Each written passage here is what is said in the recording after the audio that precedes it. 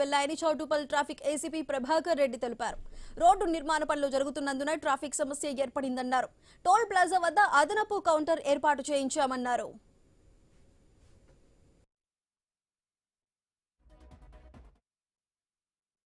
పండగ సందర్భంగా గ్రామాలకు వెళ్లిన వాళ్ళు తిరుగు ప్రయాణం హైదరాబాద్ వచ్చే సందర్భంగా దీనికి సంబంధించి అన్ని రకాల చర్యలు ట్రాఫిక్ పరంగా ల్యాండ్ ఆర్డర్ పరంగా తీసుకోవడం జరిగింది. బైలైన్స్ కు పాసింగ్ లో క్లియర్ గా విలేజ్లకు పోయే వాహనాలకు క్లియరెన్స్ ఇస్తూ అన్ని విధాలుగా ఎటువంటి ట్రాఫిక్ జామ్ కాకుండా చర్యలు తీసుకోవడం జరిగింది. ముందు కూడా రేపు కూడా కొంత ఎక్స్పెక్ట్ చేస్తున్నాము. ఎటువంటి ఇబ్బంది లేకుండా ఎక్కువ కూడా మనకు చౌటుప్పల్ టౌన్ లో కొంచెం రోడ్ వర్క్ నడుస్తున్నది. దాన్ని పురస్కరించుకొని ఈసారి యాంటిసిపేట్ చేసి దానికి సంబంధించిన చర్యలన్నీ తీసుకుంటూ ఎక్కువ మందిని అక్కడ డిప్యూట్ చేయడం ద్వారా ఈసారి ఈ 2 లక్షల వాహనాలు ఈ 3 రోజులల్లో ఎటువంటి జామ్ లేకుండా హైదరాబాద్ సైడ్ వెళ్ళడం జరిగింది.